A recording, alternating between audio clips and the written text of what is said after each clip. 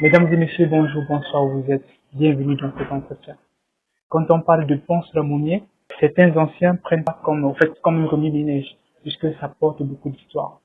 Moumé-Pont est un quartier du village Babungue. Babungue est un groupement de 9 villages de la région de l'Ouest, département de Ronkam, arrondissement de Bawa. Ce village se veut développer à travers son comité de développement nommé Codebab. Que signifie-t-il et quel est son organigramme et depuis combien de temps existe-t-il? Vous devriez des réponses dans cet entretien. Quand on parcourt Babungue, on se rend compte qu'ils sont électrifiés à pratiquement 100% et l'adduction d'eau à près de 70%. Comment ont-ils pu, comment ont-ils fait pour réussir un tel projet? Ont-ils eu des coups de main des ONG, des gouvernements, bien d'autres? Le mieux, quelles sont les réalisations de Codebab? Quel sera le village Babungue dans les 5 ans à venir sous le regard de Codebab? Restez dans cet entretien pour obtenir d'humbles réponses à tous ces questionnements qui vous seront donnés par le président actuel Codebab. Maître Tougoua Dokwale dit Alain. Alors, maître, bonsoir. Bonsoir. Bonsoir, bienvenue. Merci beaucoup. Alors, maître, au-delà du fait que vous êtes président, vous êtes aussi avocat. Que signifie Codebab? Codebab, plutôt, Comité de développement de Bapungu. Codebab, C-O-D-E-B-A-P. C'est ça. En traduisant littéralement, ça donne Comité de développement de Bapungu. Et le Codebab, comme je viens de le dire, est le comité qui est dédié pour développer le village Bapungu. C'est une association qui existe longtemps avant nous. Donc, nous avons pris les rênes il y a simplement 2 années, c'était en 2021 au congrès d'août, voilà, où les populations et Sa Majesté, le chef supérieur, ont porté le choix sur ma modeste personne pour diriger ce comité.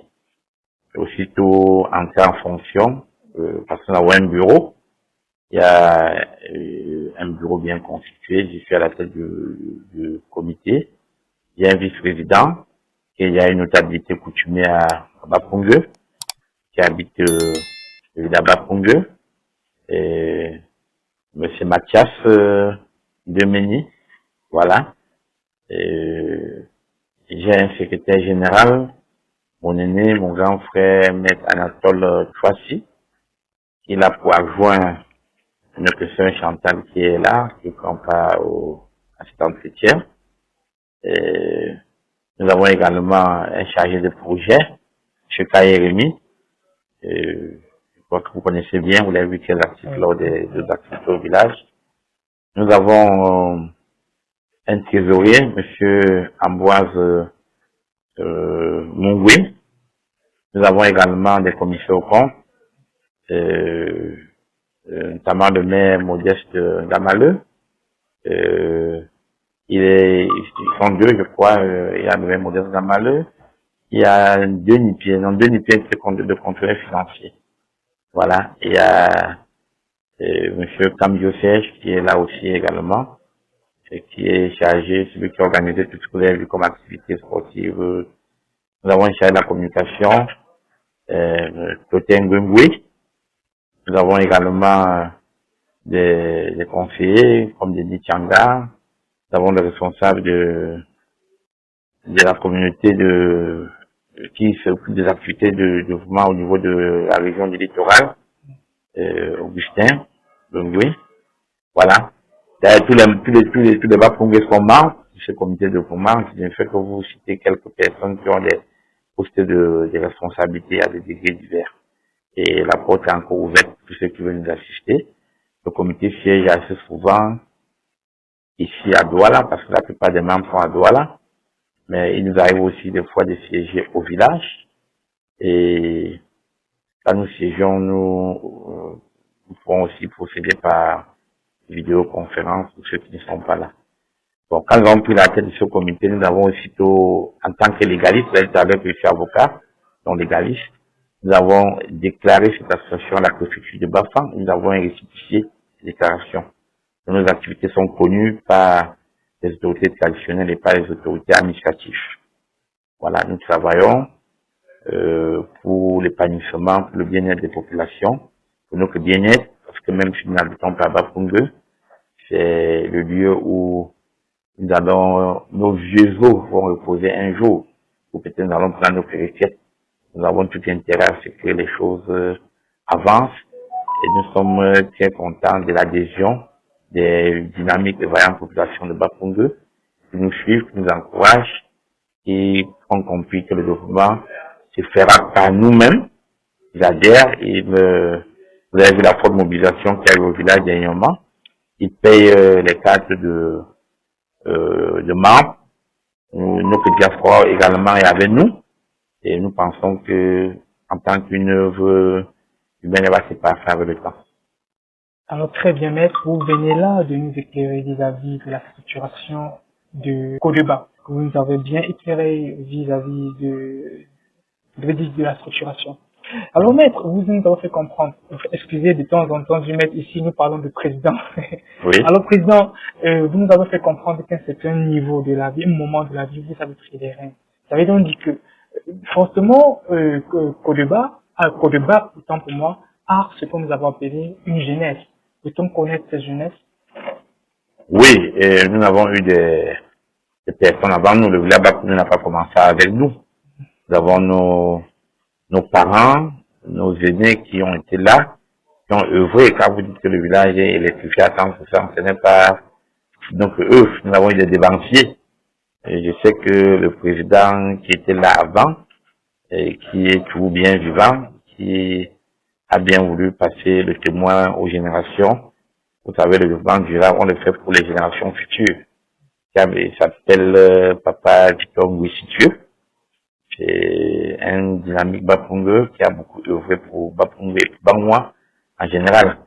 Il est, si mes souvenirs sont exacts, il est ingénieur en hydraulique. Donc, quand vous voyez le réseau Stanwatt, il a été formé à l'époque dans les pays comme le Burkina Faso et autres. Donc, c'est l'un des tout premiers ingénieurs camerounais. Donc, quand vous voyez le réseau Stanwatt à Bapungue et tout ça, à Bangwa, les gens qui ont œuvré. Il était à la fois président du comité de plan de Bapungue et même président de la débat, dans la station de plan de Bangwa, il passait tout l'arrondissement. Bon, pour des raisons de santé et pour des raisons d'efficacité, il a passé le témoin aux générations, à notre génération, mais il reste un conseiller, nous suit, nous impacte, il était d'ailleurs au village avec nous lors du dernier congrès. Voilà. Il y a eu des devanciers comme eux, il y a eu, je pourrais pas citer tous les noms, on a eu les papas Lachounou André, père son âme, qui fut le premier maire de Bangwa, qui ont travaillé pour ce village. Il y a le défunt chef Mungwebi de Bonza, qui n'est pas avec de ceux-là, qui ont beaucoup travaillé pour le village Bapungue. Donc nous ne faisons que continuer l'œuvre de nos dévanciers, de nos ancêtres, de nos aînés, de nos parents. Alors, entrons dans la phase pratique même de Codeba pour voir comment Codeba travaille dans le village. Alors, président, comment Codeba travaille-t-il avec la population de Babungue et même de l'extérieur? Bon, quand nous avons été élus, on a eu une feuille de route. Vous savez que le développement passe par trois choses principales dans un village, dans une ville. C'est notamment les infrastructures d'eau. Vous avez vu qu'on a un bon réseau fluvial à Bapungue, on a des coups d'eau, on a Stanwater, il y a un comité qui est chargé de la gestion de l'eau pour ravitailler les populations. Après l'eau, il y a bien évidemment la route. Il faut, si les populations n'ont pas les routes pour évacuer les produits, parce que vous savez, Bapungue, je suis impatient de dire ville, je ne veux pas dire village. Bapungue, c'est bien une ville. C'est traversé par le goudron. Voilà, donc il faudrait, oui, c'est traversé par le goudron dans son axe principal de la Momé, parce qu'il faut bien le dire, la Momé, c'est une partie intégrante de Bapungue. Mais quand nous entrons un peu, oui, à l'intérieur, on n'a pas de goudron, on a une route carrossable. Le comité de développement se bat comme il peut pour maintenir ces routes avec l'aide des populations. Il y a une mairie faite à Bangwa, que Bapongé n'est pas détaché d'ensemble Bangwa, qui s'efforce pour rendre cette praticable, pour permettre aux dynamiques populations d'évacuer les produits. Parce que vous avez un marché à Bapongé à la Moumé, le marché de vendredi, ça s'appelle en Batouane Fradé, où le vendredi, les commerçants vont écouler les produits là-bas. L'huile de palme qui est produite là-bas pour eux, les vignes, les tubercules, les autres manioc, voilà. On a besoin de routes. Et les populations aussi, pour bien se sentir à l'aise, doivent avoir un centre de santé. Nous avons heureusement un centre de santé à Bapongé. On se bat comme on peut pour qu'ils vivent et que les premiers soins au moins soient administrés parce que pour avoir un hôpital de référence, il faut aller jusqu'à Bafan, hôpital Kekem. C'est vrai qu'il y a aussi un hôpital au centre urbain, mais au moins le centre de santé qui est sur place essaie de donner les premiers soins.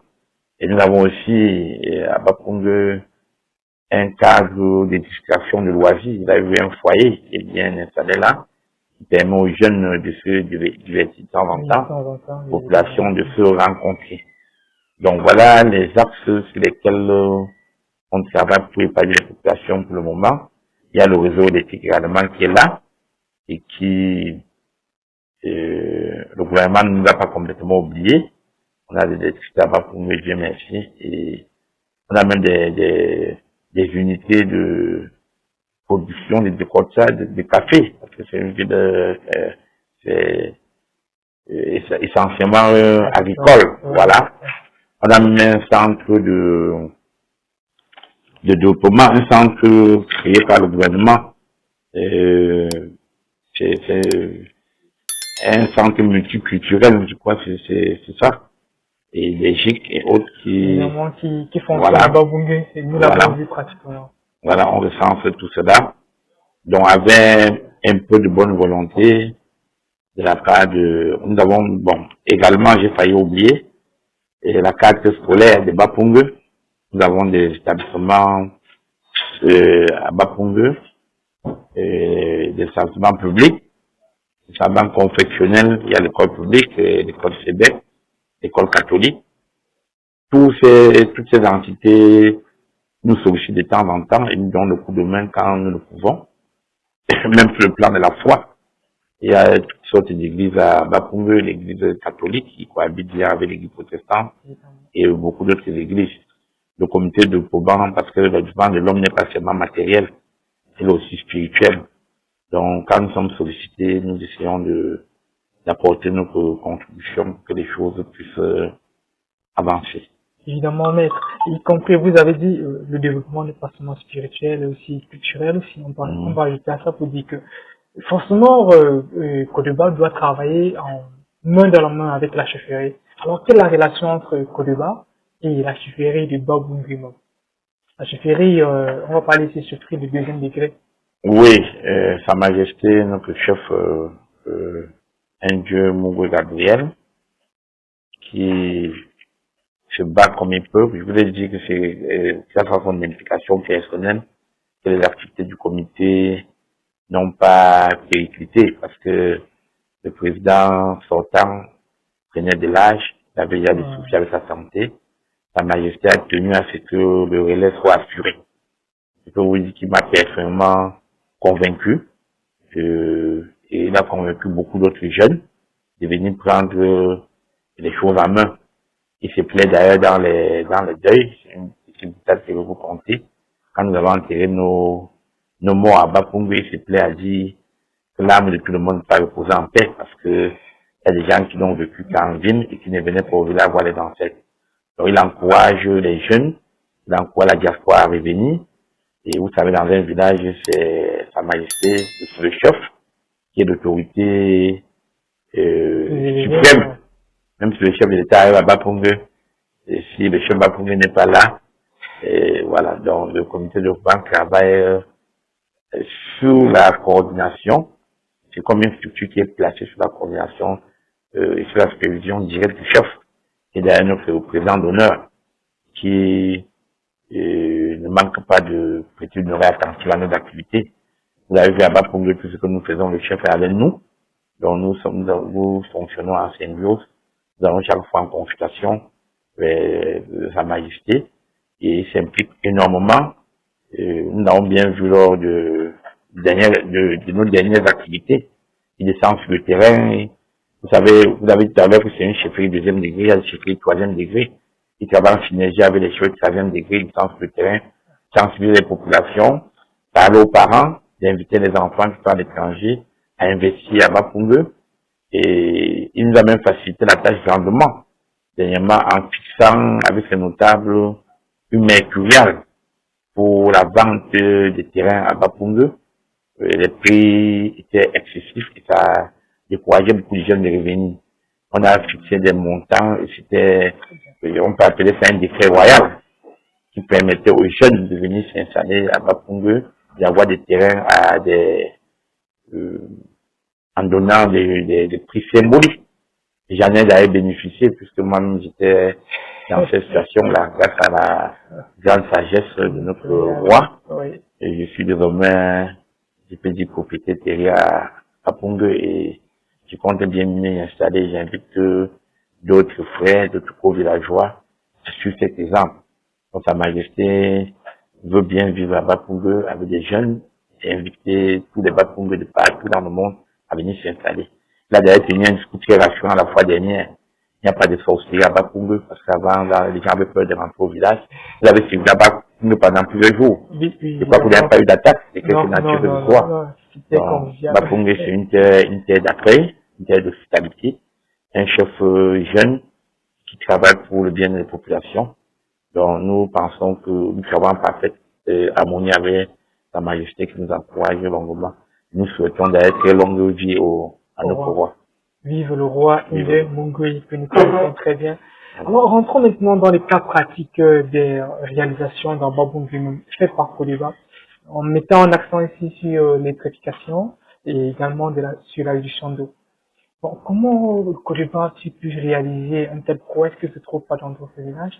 Y a-t-il eu des partenaires structurels ou ponctuels qui ont donné un coup de main pour la réalisation de ces grands projets?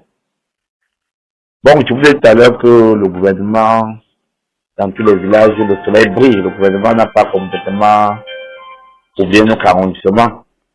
Et je voulais parler également du dynamisme des pionniers, de nos devanciers qui sont battus comme ils ont pu.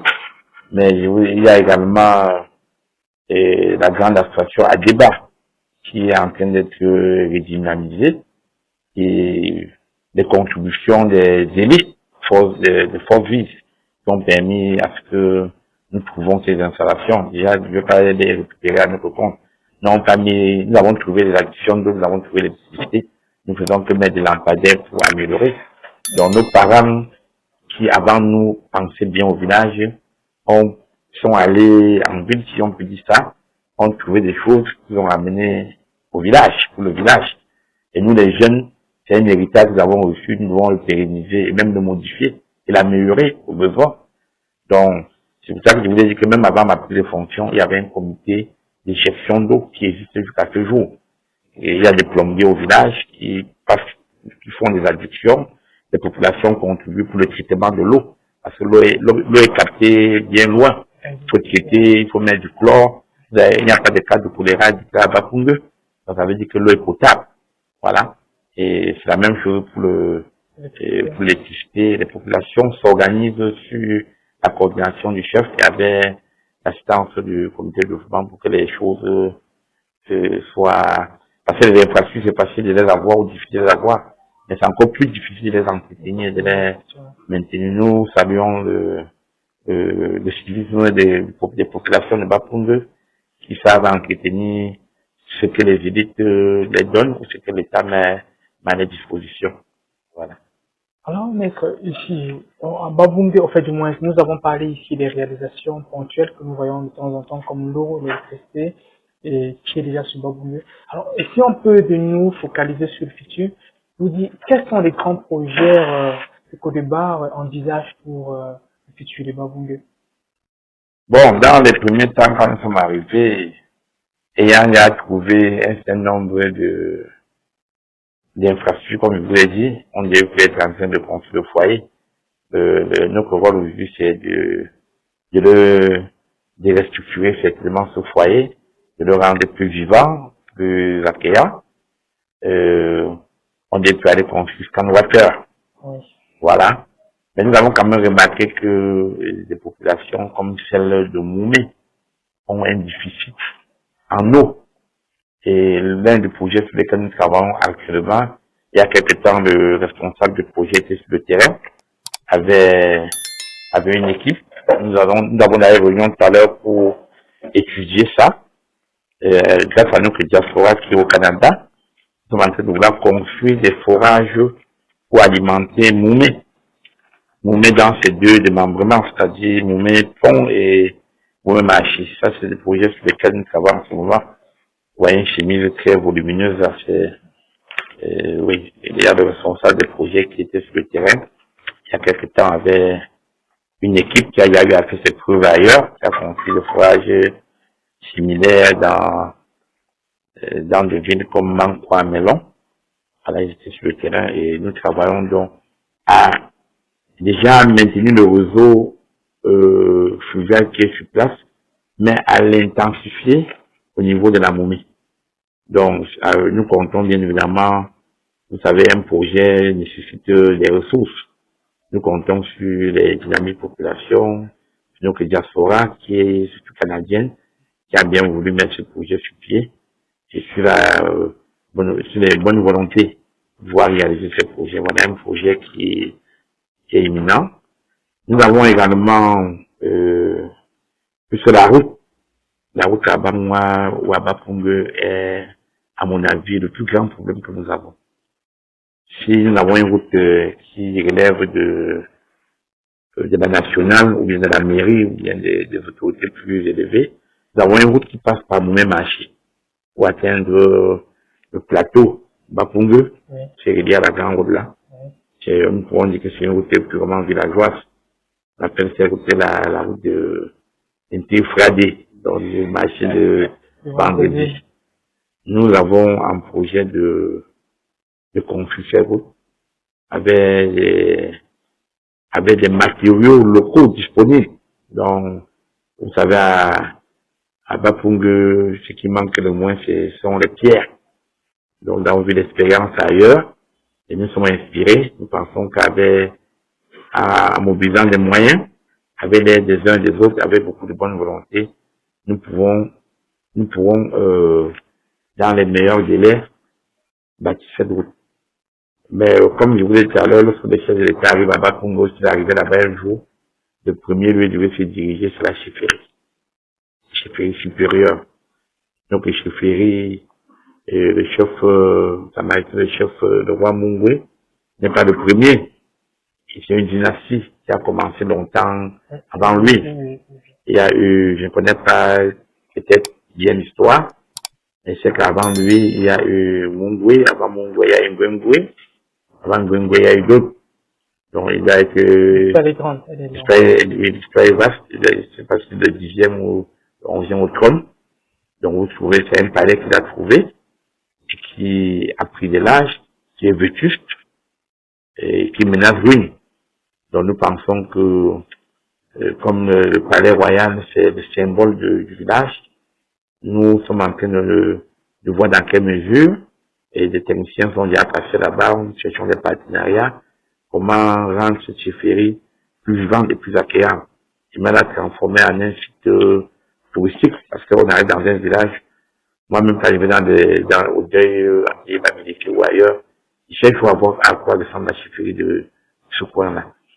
Donc le comité de gouvernement veut toiletter cette chefferie, veut refaire le foyer, veut arranger la route, au moins celle de Moumé Machi, voilà, veut redynamiser le centre de santé. Voilà, à mon avis, quelques points urgents qui nous interpellent. D'autres projets peut-être viendront, et pour le moment dans l'immédiat, et voilà les projets qui nous semblent nécessaires. Revenons un tout petit peu sur Babungue avec la population beaucoup plus jeune. Comme on dit, la jeunesse est le fer de lance de la nation. C'est-à-dire, sans la jeunesse, plus tard, Kodeba pourra être comme une structure vide. En fait, je veux dire un comité bien vide. Alors, comment Côte d'Ivoire travaille-t-elle ou bien comment fait-elle pour que, fait-il simplement parce que c'est un comité, pour que demain, la jeunesse puisse reprendre, puisse prendre le fait je vais dire prendre les commandes pour devoir faire avancer le village vers un avenir prometteur.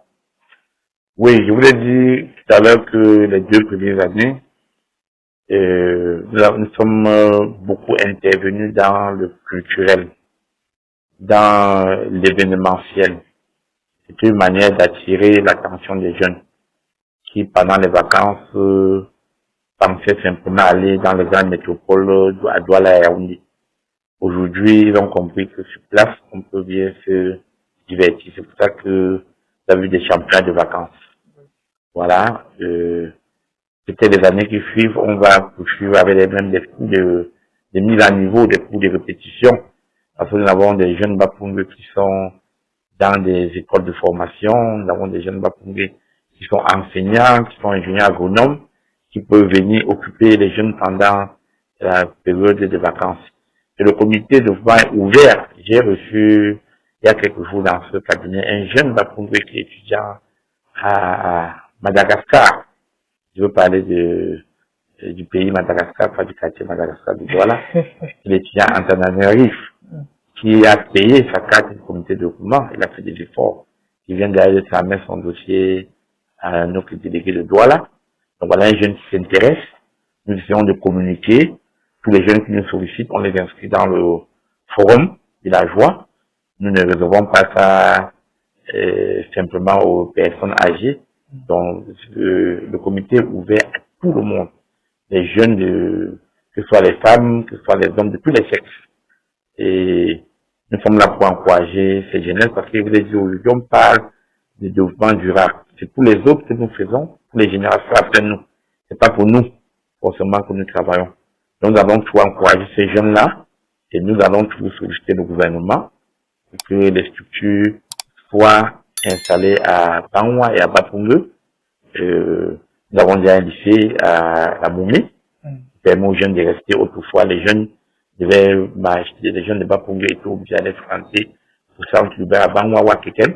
Aujourd'hui, ils ont un lycée sur place à Moumé. Nous saluons cet effort des pouvoirs publics. Nous espérons que dans l'avenir, on aura peut-être un lycée technique à Bapungue qui sont de maintenir les jeunes sur place. Et pourquoi pas les élites? Un jour, on pourra investir dans une structure de formation peut-être universitaire après le bac. Parce que dans certaines villes, vous avez des enfants qui sont nés à Douala, qui n'ont jamais quitté les SEC, qui ont fait le collège là-bas, qui ont fait l'université. Donc, le rêve à l'avenir, c'est qu'un jeune Bapungue puisse commencer le primaire là-bas et terminer au supérieur. Et peut-être nous avoir un emploi. Parce qu'il y a des structures qui se créent, oui, puis aussi Bapungue. Ce serait très intéressant. Voilà. Culturellement parlant, c'est très intéressant. Nous parlons toujours du bienfait de Côte d'Ivoire. Nous oublions au fait du moins, il faut aussi savoir que à chaque chose, il y a des difficultés. Alors, quelles sont les difficultés que traverse Côte d'Ivoire au courant de ces années, ou bien même que vous traversez dans les réalisations avec Côte d'Ivoire? Oui, les difficultés ne manquent pas. On se bat pour les surmonter. La première difficulté tient au fait que nos devanciers avaient souvent un peu plus de temps que nous. Ils ont commencé les activités peut-être quand ils avaient déjà une grande stabilité. Voilà. Nous, il y a le phénomène de l'éloignement géographique. On a des activités en ville. Il faut parfois, c'est une dose énorme de sacrifice. Il faut parfois trouver du temps pour être au village parce que nous faisons le sport du village, pas le nôtre. Donc, il faut être tout le temps sur le terrain pour toucher du doigt, pour toucher les réalités du doigt. Voilà. Et vous savez, l'adhésion des populations n'est pas toujours automatique. Donc, mais avec le temps, les gens sont en train de comprendre, les jeunes comprennent et surtout notre chef amène les populations à comprendre qu'il faut adhérer. Donc, on va appeler ça le tien du changement. Voilà, à le continu du développement. Les Bapungue sont en train d'entrer dans le train progressivement et nous pensons que ces difficultés vont être surmontées parce que nous sommes engagés, on savait qu'on devait avoir des difficultés, mais Dieu merci, les gens adhèrent de plus en plus. Nos difficultés sont, si vous dire un mot, et c'est l'argent, le nerf de la guerre. On parle de développement avec des fleurs ou avec des bonnes volontés. Il faut de l'argent. Voilà. Et comme les Bapungés apprennent déjà à mettre la main à la poche, nous espérons qu'il en sera toujours ainsi. Et ces difficultés pourront être surmontées. Et c'est ce que nous souhaitons, que ces difficultés puissent disparaître, ou bien au moins que la certitude des difficultés soit de plus en plus moins. Nous tendons vers la fin de cet entretien. Alors maître, en fait, je vais dire président, comment vous voyez Babungue sur votre propre regard dans les 5 ans à venir?